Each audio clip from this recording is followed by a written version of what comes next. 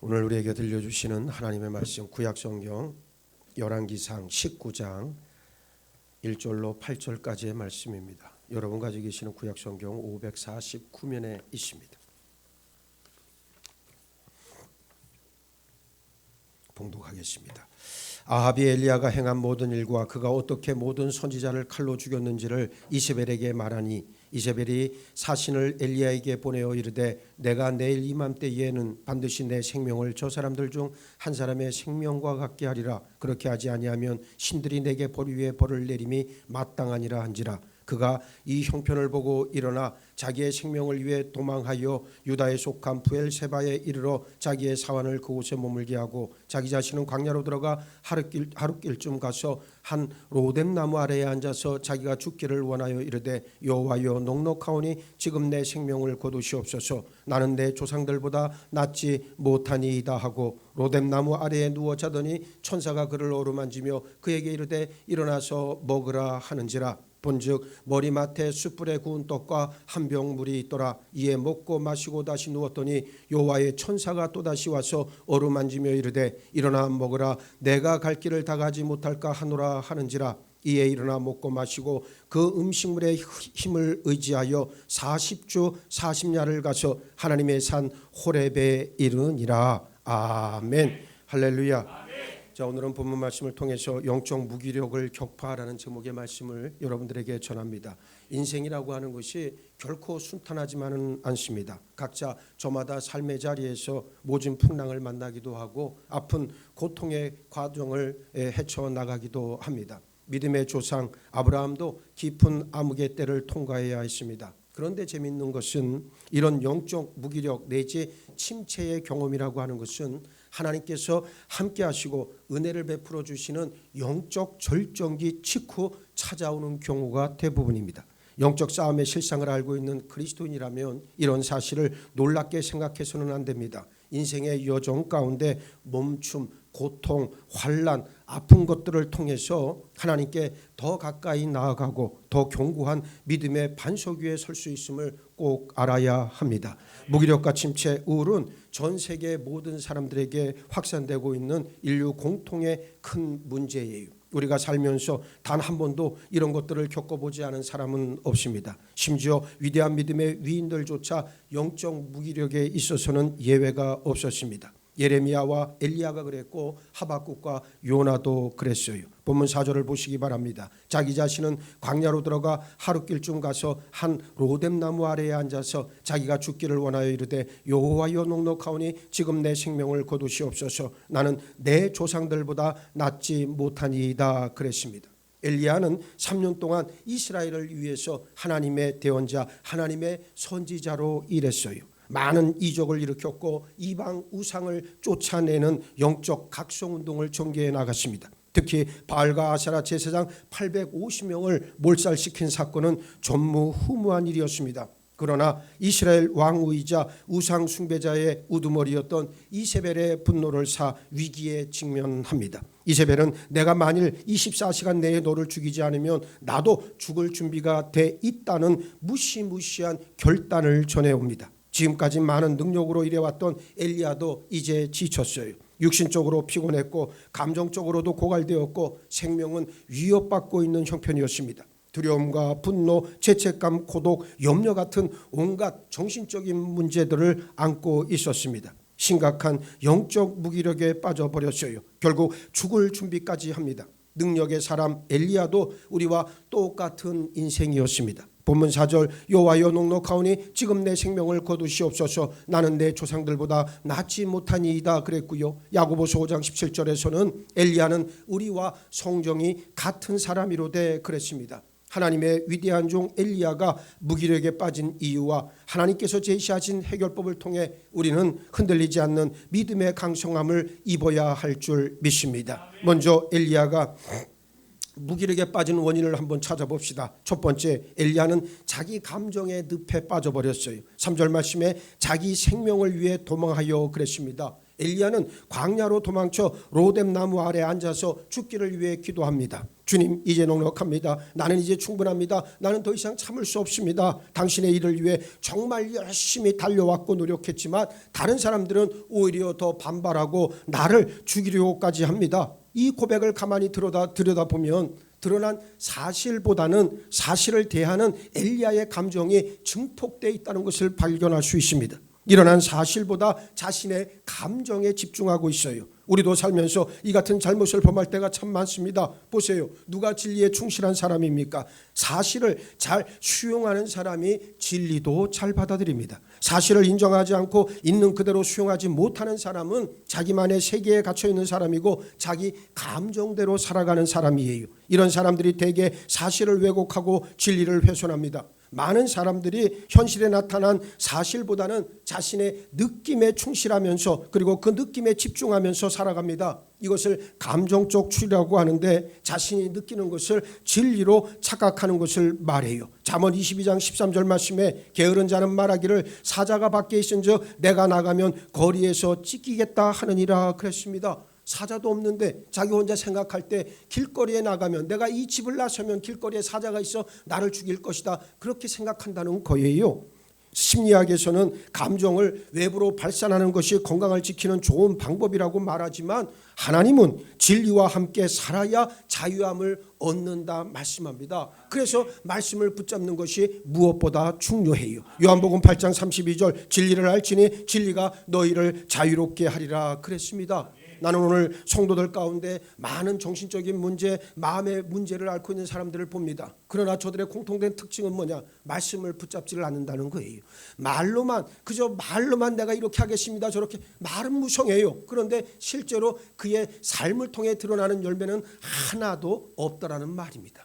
오늘 여러분들에게 주의 진리의 말씀이 풍성하게 임하길 바랍니다. 두 번째, 엘리야는 자신을 다른 사람과 비교했습니다. 본문 4절 여호와여 넉넉하오니 지금 내 생명을 거두시옵소서. 나는 내 조상들보다 낫지 못하니이다 그랬는데 우리가 영적 침체에 빠지게 되는 중요한 잘못은 자신을 다른 사람과 비교하기 시작하면서부터 비롯된다는 말이에요. 만일 내가 누구와만 같다면 좀 더 나을 텐데 우리는 비교합니다. 그러나 하나님께서는 이 자체가 지혜롭지 못하다 말씀하고 계십니다. 고린도후서 10장 12절 말씀을 보세요. 우리는 자기를 칭찬하는 어떤 자와 더불어 감히 짝하며 비교할 수 없노라. 그러나 그들이 자기로서 자기를 헤아리고 자기로서 자기를 비교하니 지혜가 없도다 그랬어요. 하나님께서는 모든 사람이 각자 저마다 인격을 소유하도록 창조하셨습니다. 나의 나 된 것은 나 자신뿐이요 순전히 하나님의 은혜로 된 일입니다. 누가 날 대신할 수 없고 나 또한 누굴 대신할 수 없습니다.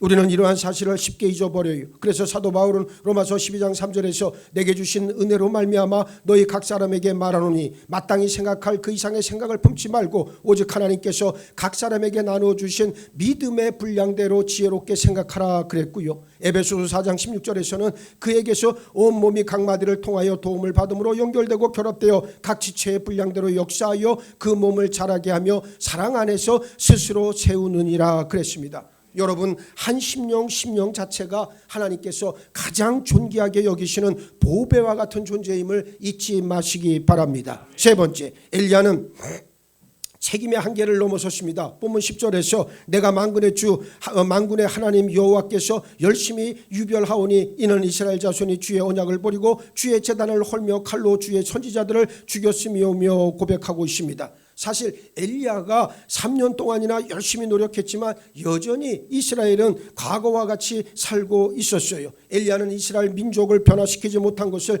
자신의 책임으로 생각했습니다. 잘못된 생각이었어요. 하나님의 일꾼은 충성되게 일해야 할 책임만 있습니다. 일의 결과는 하나님께 있다는 사실을 잊어선 절대로 안 됩니다. 고린도전서 4장 2절 그리고 맡은 자들에게 구할 것은 충성이니라 그랬고 고린도전서 3장 7절에서는 그런즉 심는 이나 물 주는 이는 아무것도 아니로되 오직 자라게 하시는 이는 하나님뿐이니라 말씀하고 있어요. 각 사람은 하나님께서 주신 자유의지로 인해 자신의 행위에 책임을 지면 될 일이고 그 일을 이루시는 분은 오직 하나님이심을 여러분 입술로 고백하고 선포하시길 바랍니다. 네 번째, 엘리야는 사실을 왜곡해 부정적으로 과장했습니다. 10절 하반절에서 오직 나만 남았건을 그들이 내 생명을 찾아 빼앗으려 하나이다 그랬습니다. 엘리야는 모든 사람들이 자신을 반대하고 있다 생각했어요. 자기를 지금 죽이려고 하는 사람은 비록 큰 권력을 소유한 사람이었지만 사실은 누구 한 명이었습니까? 이세벨 한 명뿐이었어요. 지금까지 엘리야 자신이 체험한 하나님의 능력만 생각했어도 이렇게까지 절망할 필요는 없었습니다. 사실 하나님 앞에서 믿음을 지키며 남아있는 사람이 엘리야 한 사람만은 아니었죠. 하나님은 변절하지 않은 7,000명을 남겨두셨습니다. 다음으로 하나님께서 제시하신 해결책이 무엇인가를 바라봅시다. 첫 번째, 육신의 필요를 돌봐주셨습니다. 엘리야가 절망 속에서 피곤에 지쳐 잠들어 있었을 때 하나님께서 보내신 천사가 엘리야를 어루만지며 깨웠습니다. 그리고는 일어나 먹으라 말합니다. 엘리야가 둘러보니까 머리맡에 숯불에 구운 떡과 한 병에 물이 있었습니다. 엘리야는 먹고 다시 잠들었어요. 천사가 두 번째 다시 와서 어루만지며 일어나 먹으라, 내가 길을 이기지 못할까 하노라 말해줍니다. 하나님께서는 지친 엘리야를 위해서 편안한 휴식과 음식을 준비하셨습니다. 육체적으로 피곤하고 정신적으로 지쳐 있었을 때 사람들은 이내 무기력과 침체 상태에 빠져듭니다. 이 과정에서 우리는 하나님께서 엘리야를 얼마나 부드럽고 사랑스럽게 대하시는지 알 수 있습니다. 하나님께서는 엘리야를 결코 책망하거나 정죄하지 않으셨습니다. 오히려 엘리야의 필요를 정확하게 하셨고 필요를 채우시고 회복시켜 주셨습니다. 왜냐하면 육신의 건강은 감정에 깊은 영향을 끼치기 때문에 그렇습니다. 두 번째, 하나님은 엘리야 가슴 속에 갇혀있던 감정을 쏟아버리게 하셨어요. 엘리야는 하나님께서 공급하신 특별 식사를 한 후에 40일 동안 걸어서 하나님의 산 호렙산에 도착했습니다. 엘리야는 굴 속에서 밤을 보냈습니다. 하나님께서는 아침에 엘리야에게 엘리야야 내가 어찌하여 여기 있느냐 말씀하십니다. 그때 엘리야는 그동안 누구에게도 말하지 못했던 자신의 감정을 하나님 앞에 쏟아놓기 시작합니다. 본문 9절로 10절 우리가 오늘 읽지는 않았지만 그 뒤에 말씀입니다. 바로 이어서 나오는 9절과 10절 말씀 우리 다 같이 함께 합독하겠습니다. 시작. 엘리야가 그곳 굴에 들어가 거기서 머물더니 여호와의 말씀이 그에게 임하여 이르시되 엘리야야 내가 어찌하여 여기 있느냐. 그가 대답하되 내가 만군의 하나님 여호와께 열심히 유별하오니 이는 이스라엘 자손이 주의 언약을 버리고 주의 제단을 헐며 칼로 선지자들을 죽였음이오며 오직 나만 남았건을 그들이 내 생명을 찾아 빼앗으려 하나이다. 아멘. 할렐루야. 하나님께서 이렇게 물으신 이유는 엘리야를 책망하거나 책임 소재를 따지기 위해서가 아니라 엘리야 심령 깊숙이 자리하고 있는 감정들을 모두 쏟아버리게 하기 위해서였습니다. 여러분들에게 혹 아무한테도 말하지 못할 아픔이 있습니까? 고민이 있습니까?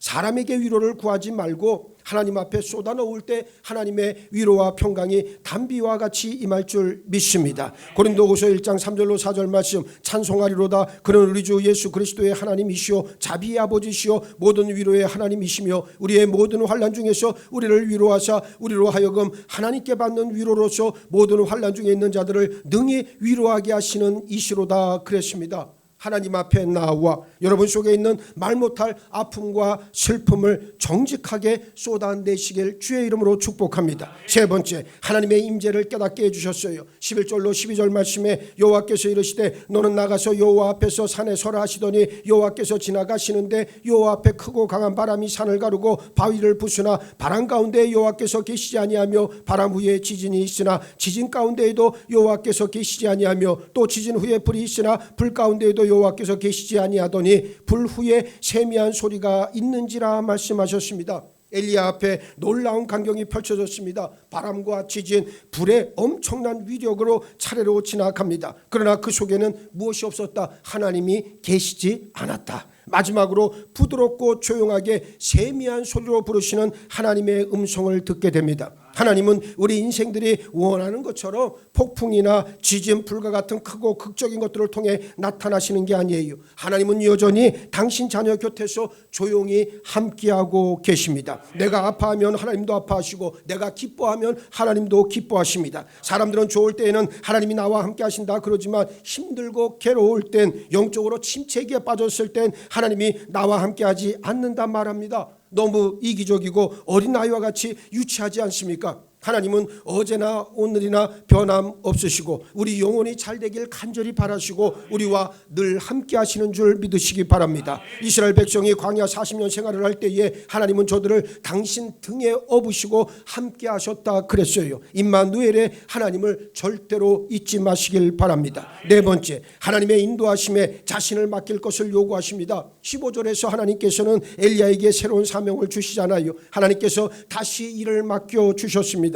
영적 침체를 이기는 가장 빠르고 확실한 방법은 관심을 자신에게서 돌려 다른 사람의 필요를 찾으면 됩니다. 나를 통해 하나님께서 주시는 사역에 헌신하면 됩니다. 주를 위한 사역이 나 외에 다른 사람들을 향하기 때문에 사역에 집중하고 헌신하면 영적 침체에 빠질 겨를이 없습니다. 여기서 우리가 알아야 할 가장 중요한 것, 사역의 초점을 자신에게 절대로 두지 말라는 겁니다. 어떤 사람은 하나님의 사역이라고 말하면서 관심을 자신에게로만 둡니다. 내 만족과 기쁨을 위해 사역을 이용할 뿐입니다. 이런 경우는 반드시 깨지게 돼 있어요. 그래서 사역자는 처음과 마지막이 늘 하나님의 뜻에 고정되어 있어야 한다는 말입니다. 지금 내가 하고 있는 이 일이 과연 하나님의 기뻐하시는 뜻인가 끊임없이 물어야 한다는 말입니다. 오늘 교회 안에 일꾼들을 한번 보시기 바랍니다. 하나님의 뜻에 고정되어 있는 게 아니라 자신에게 고정되어 있어요. 내 기쁨과 내 만족을 위해, 내 보람을 위해 주의 일을 한다고 떠벌리지만 실제로 그 끝에는 참담함밖에 없어요. 남는 건 아무것도 없습니다. 껍데기밖에 남지를 않아요.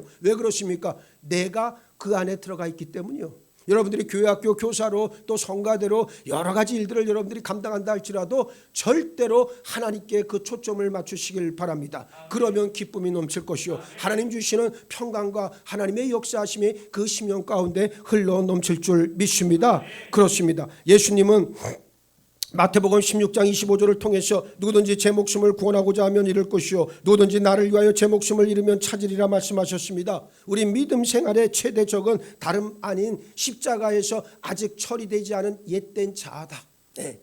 결론은 옛된 자, 처리되지 않은 옛된 자가 살아나기 때문에 내 믿음 생활의 최대 걸림돌이 된다는 사실입니다. 이 자아를 가지고 믿음 생활을 한다면 필경은 망합니다. 옛 자아는 십자가에 처형시켜버리고 성령으로 거듭난 새로운 자아로 방향과 목표를 오직 예수 그리스도께로 정하면 됩니다. 그럴 때 하나님께서 우리 길을 인도해 가십니다. 여러분, 그동안 세상을 기준 삼았던 여러분 사고의 기준과 틀을 완전히 바꿔서 삶의 방식에 약속의 말씀, 진리의 말씀에 근거하길 바랍니다. 이제부터는 하나님께로만 여러분 시선을 향하고 고정시키길 원합니다. 내 인생의 목적과 의미를 새롭게 깨닫게 해주시기를 간절히 요청할 때 하나님께서 우리 모든 삶을 책임져 주시고 인도해 주시고 보장해 주십니다. 예레미야 선지자는 예레미야 20장 9절에서 내가 다시는 여호와를 선포하지 아니하며 그의 이름으로 말하지 아니하리라 하면 나의 마음이 불붙는 것 같아서 골수에 사무치니 답답하여 견딜 수 없나이다 고백했습니다. 다시 사명을 받은 엘리야에게 하나님은 내가 이스라엘 가운데 바알에게 무릎 꿇지 아니한 7,000명을 남겨두었다. 너는 이때까지 혼자라고 생각했니? 너 혼자 하나님의 일을 다 한다 생각했냐? 그래서 스스로 외롭다고 느꼈니? 아니다. 내가 곳곳에 7,000명이나 되는 사람을 숨겨놓았다. 괜찮다. 이제 너는 네 길을 가기만 하면 된다 말씀해 주시고 있잖아요. 이게 하나님의 방법이요 하나님의 역사입니다. 오늘 많은 사람들이 자신이 무언가를 하려고 발버둥 치지만 아무것도 이룰 수가 없습니다. 그러나 하나님 앞에 내어 맡기면 하나님께서 앞서 행하시는 거예요. 오늘 우리 교회 문제도 마찬가지 아니겠습니까? 지난 4년, 제가 이 교회에 부임하고 나서 지금까지의 모든 과정이 사실은 엄청난 연단의 훈련, 연단의 과정이었고 새롭게 거듭나는 과정 아니었겠어요. 어제 어떤 분하고 이야기를 하는데 그래요. 요즘에 기도를 하다 보면, 목사님을 위해 기도하다 보면 정말 말할 수 없는 목사님의 그 마음을 느껴서 너무나도 먹먹할 때가 너무나도 많다는 거예요. 이제 비로소 이 영적인 이 교제가 이루어지고 있으니까, 영적인 이 소통이 이루어지니까 그런 이야기들을 고백하는 사람들이 자꾸만 생겨나요. 그러면서 하는 말이 뭐냐면 결국 하나님께서 이 모든 것들을 이기게 하실 것이다. 그 믿음의 고백을 던지는 거예요. 여기 앉아있는 분들 가운데 얼마나 많이 내 기도하는지는 모르겠어요. 주의 몸된 교회를 위해 정말 죽기 살기로 기도해 본 적이 있는지 난 물어보고 싶어요. 그런데 여러분 생각을 해봐요. 이게 그냥 되어지는 일이라고 착각하면 절대로 여러분의 믿음은 없는 거예요. 이것은 하나님의 놀라운 능력의 역사고 당신의 권능의 팔이 드러난 생생한 현장이었다는 거예요. 이게 우리 교회의 지금까지의 모습이란 말이에요. 이제 유지재단 등기를 앞에 놓고 우리가 합심으로 철야로 릴레이 기도로 나도 아침에 나와서 매일 아침 2시간씩 여러분들 기도하고 또 그렇게 하루를 시작하는 이 과정들이 여러분 한번 생각을 해봐요. 이게 그냥 되어질 일이라면 뭐하러 기도합니까? 뭐하러 애쓰고 뭐하러 노력한답니까? 우리는 하나님의 음성을 듣기를 원하고 하나님의 뜻에 따라 순종하기를 원하고 유지재단 등기를 하나님께서 뭐 어떻게든 이루실 줄 믿고 그 믿음 위에서 먼저 우리들 자신을 되돌아보고 주의 몸된 교회에 지체된 우리들이 먼저 세워지는 그 결단을 하나님 앞에 드리는 거 아니겠습니까? 여러분 아까도 제가 기도 시간에 그런 말씀을 드렸지만 성전에 기초석된 우리가 먼저 세워져야 돼. 여러분의 가정이 하나님의 은혜가 충만히 임하고 하나님의 복을 받는 가정이 되길 원한다면 방법은 간단합니다. 여러분이 먼저 변화되면 되는 거예요. 엄마가 아버지가 누구든 상관이 없습니다. 누구든 먼저 변화하고 헌신하고 희생하면 그 가정은 살아나는 거예요. 대단히 미안한 말이지만 여러분의 자녀들이 여러분의 믿음의 여러분의 가정의 일들이 하나님 앞에 형통한 복을 자꾸만 누리지 못하는 가장 근본적인 원인은 무엇일까? 내가 문제였다는 건 내가. 다른 데 원인이 있는 게 아니고 주변 상황이 아니라 주변 다른 사람들이 문제가 아니라 내가 문제가 있었다는 거예요. 그 나를 인정하고 하나님 앞에 내어놓으면 하나님께서 치유하시고 다스려 주십니다. 그렇습니다. 하나님께서는 다시 엘리야에게 힘을 주시고 하나님을 위해 충성을 다하게 하십니다. 자기 힘으로 하면 힘이 들고 언젠간 한계에 부딪힙니다. 내 힘이 아니라 오직 하나님의 도우심으로 하나님의 능력으로 하나님의 은혜로 이 일을 감당하게 하옵소서 간구할 때 하나님께서는 영적 무기력에서 벗어나 이 세상을 넉넉히 이기는 믿음의 사람들로 세워주실 줄 믿습니다. 우리는 지난 주일에 우리 믿음의 본질은 무엇인가에 대해 말씀을 상고했습니다. 믿음이란 하나님을 향한 내 내면의 자세와 태도라고 그랬어요. 내 안에 예수님으로 충만하면 됩니다. 자아나 세상 것들로 세워졌기 때문에 문제였고 지금도 여전히 문제 아닙니까? 엘리야 역시 하나님으로 충만해 있을 때에는 놀라운 믿음의 사람이었지만 하나님 아닌 자아가 채워졌을 때에는 영적 무기력에 빠져간 모습을 우리는 오늘 발견합니다. 우리 창동 제자들 모든 믿음의 식구들은 한 영혼도 영적 무기력이나 침체에 빠지지 않고 예수 그리스도의 이름의 권세로 영적 무기력을 격파해서 성령의 일꾼들로 다 쓰임받기를 예수의 이름으로 축원합니다. 축원합니다. 축원합니다. 내가 주인 되어 살아갈 때에는 영적 무기력과 침체에 빠질 수밖에 없지만 하나님으로 충만해 있을 때에는 놀라운 믿음의 사람으로 변화되고 하나님의 귀한 권능의 손에 사로잡힌다는 것을 알게 되었사오니 감사합니다. 아버지, 나는 믿음의 사람이 되기를 원합니다. 주의 일꾼이 되기를 원합니다. 성령의 강한 용사가 되기를 원합니다. 내 앞에 놓여있는 모든 영적 무력과 침체와 부정적인 것들은 예수 그리스도 이름의 권세로 다 떠나가게 하여 주옵시고 이제는 온전히 성령의 지체들로 거듭나 하나님의 영광을 드러내는 복의 통로 은혜를 흘려보내는 지체들로 우리를 삼아주시고 축복하여 주옵소서. 감사하오며 우리 주님 예수 그리스도 이름 받들어 기도드리옵나이다. 아멘.